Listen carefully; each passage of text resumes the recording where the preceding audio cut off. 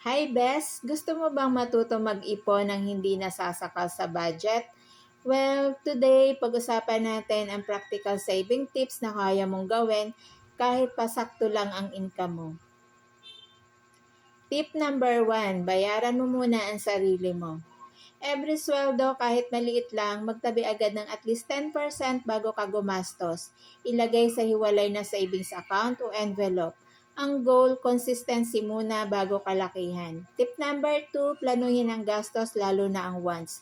Bago bumili ng milk tea o mag-check out sa online shopping app, tanungin ang sarili, need ko ba talaga ito o reward ko lang to ngayon? Hindi masama ang rewards pero dapat may limit. Tip number 3, gumamit ng 10-20-70 rule.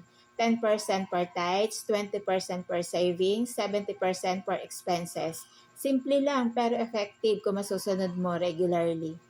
Tip number 4, automate your savings. Mag-set up ng auto-transfer sa bank kapag di mo nahawakan ng pera, less temptation na gastusin ito. Out of sight, out of mind. Tip number 5, grow your money. Hindi sapat ang mag-ipon lang. Matutong mag-invest din. Start small, gaya ng mutual funds o healthcare, investment tulad ng Kaiser. Habang maaga, simulan na. Hindi kailangan ng malaking pera para makapagsimula. Ang kailangan mo lang ay disiplina, consistency, at tamang mindset.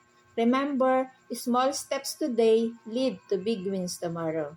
Kaya best, simulan na natin ang smart ipon habits today para sa future na panalo.